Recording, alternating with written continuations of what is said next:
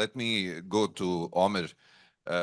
We have heard in the previous panel that Turkey, or let me be correct, Turkey is fast becoming one of the most important actors in the Syrian conversation. How do you respond to that? Does Turkey see itself as one?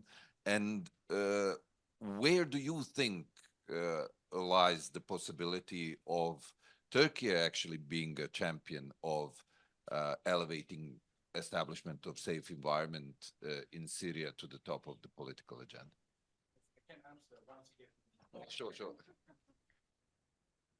So first of all, thanks for this invitation by the European Institute of Peace and SACD.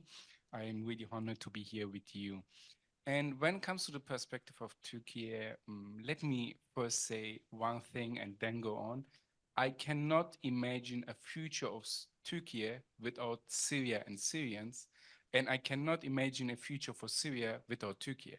I mean, just looking at this from a demographic perspective, the number of Syrians living inside Turkey and in the Turkish protected areas inside Syria are approximately the same, to some guess even more, than the number of Syrians living in regime-held Syria.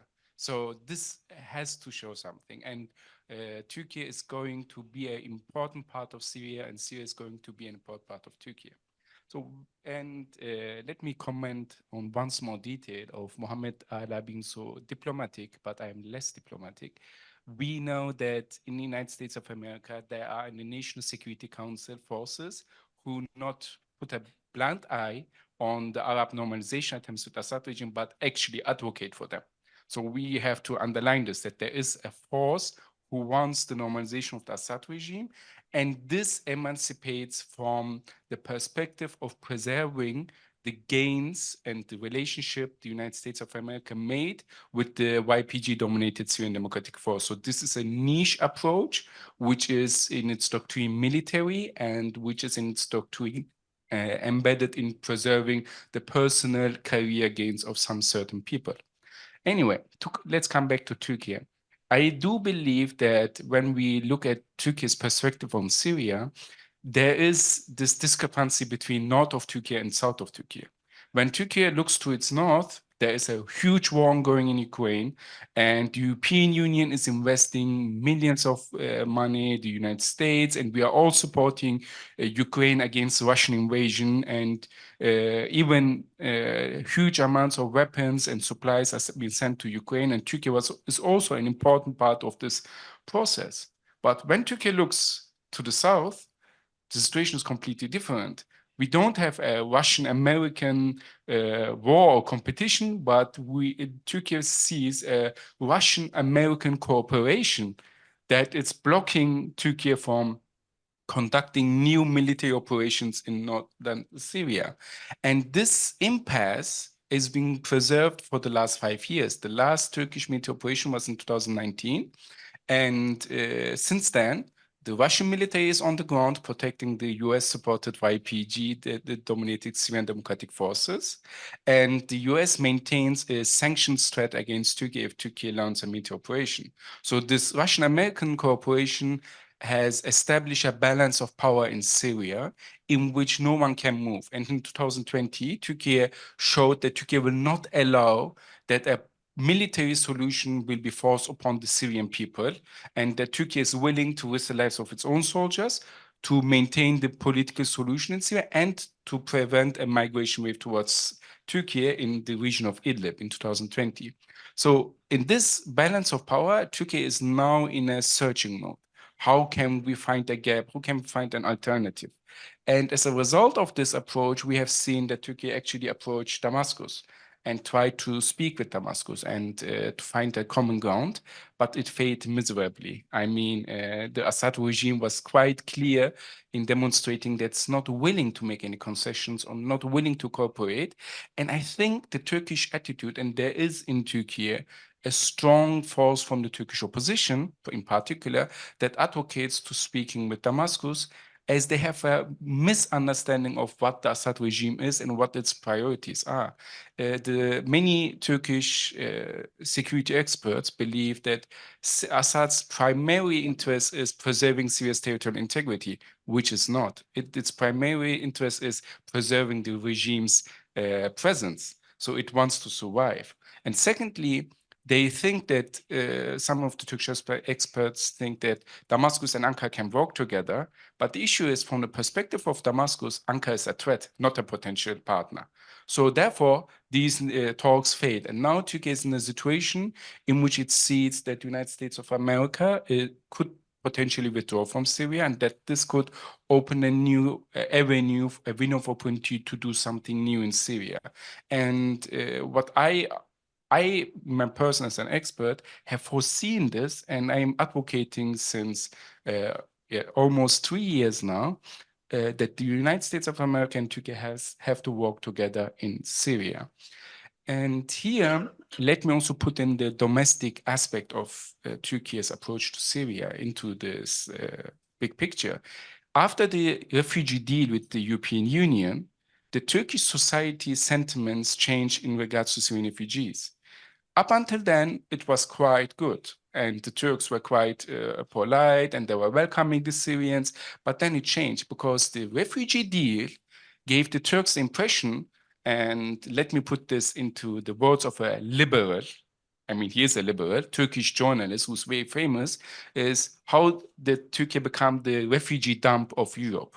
So this is the perception in the Turkish society. And this unjust, and I don't agree with this assessment, but this perception is forcing Turkey to first prevent new migrations and to find avenues to facilitate the return of refugees back to Syria. And here, I believe I can connect with the question to the safe environment. The official numbers in Turkey are decreasing. 2 years ago, we had 3.7 million Syrian refugees registered in Turkey. Now we have 3.1 million, and it's decreasing every day almost. And the reason for this decrease are two. The first is the Syrian refugees who went to Europe were never delisted from the Turkish register. So it took time to find out that they went to Europe, because the Syrian refugees did not tell the Turkish authorities, I'm going to Europe, bye-bye. So therefore, they had to be delisted. And 1 million is not a small number for the official record. A second reason for the decrease in numbers is that some Syrians went elsewhere, like Egypt, etc., but this is very minor. The main issue is return to Syria. And we know that not from the official numbers of the Turkish government, but from the numbers of the border gates in Syria, that over the last 1.5 years, more than 100,000 Syrian refugees returned back to Syria. So all of them are legally under voluntary return, but reality is a different one, as we all know. So, and Turkey wants to facilitate this process of return, and Turkey wants to enable as much return as possible. Turkey isn't believing that all of the refugees will return, but to reduce the burden on the Turkish society, because the Turkish sentiment is going to the worst. So here, the Turks are quite pragmatic. They don't think according to lines of safe environment. They think according to lines of housing, infrastructure, economy, and basic needs. So this is the Turkish approach. So housing, we see that there's an immense effort by the Turkish authorities in collaboration with Arab states and Arab NGOs to establish new housing projects. And we see that there is a huge construction project ongoing in northwest Syria. And we see that Turkey has provided electricity, water to these regions, which is much better than the electricity and water supply in Damascus. However, there are some limitations, one of which is territory. This area had a pre-war population of 1.5 million. Now it's already 5.5 million. And with more refugees returned back to this area, it has a limit. Therefore, Turkey tried to speak with Damascus, but it failed miserably. The Damascus and Assad regime is not interested in accepting. And I think if safe environment, this topic, could be articulated to Turkish decision makers as an avenue for Syrian refugee return, they would be interested to listen. But if we articulate safe environment as an issue that is an obstacle in front of refugee return, they won't listen to this concept. So it is important to acknowledge that the Turkish society, unfortunately, has a need for a lower number of Syrian refugees that could be integrated in the future. But at the moment, the main focus of the Turkish policy makers is how much can we get back to Syria? Let me just ask you one follow-up question before I go to Ivan, and that is the area of influence in northwest Syria. Like you just described, there isn't really an approach that would prioritize safe environment. There are problems there as well when it comes to safety, security. Our research from the association consistently shows that. How can we communicate that to the decision makers in Turkey, that this is an issue, that the return, sustainable return, especially if we are talking about people who are not from there, like you said, the original population is far smaller than what is it currently. Security and safety is absolutely a priority for them. How can we put that on the table? So, first of all, I understand the argument that these people are not from these places, so they should not return to these places. I 100% understand this argument. But looking from Ankara, it doesn't make sense. For Ankara, what is the difference of a Syrian living in Gaziantep, Istanbul, Hatay, or living in Elbab, Idlib? What's the difference? They are both not at home. So from the Turkish perspective, this argument of they should return back to the areas they are originally from doesn't make much sense. And what I can say is how this argument of safe environment can be articulated to Turkish officials is that to put this into a perspective with numbers and to put this into a perspective with the Turkish mentality, we have to understand that the Turkish mentality is more focused on things you can touch rather than concepts. So how can safe environment be included into projects, into an approach that is touchable?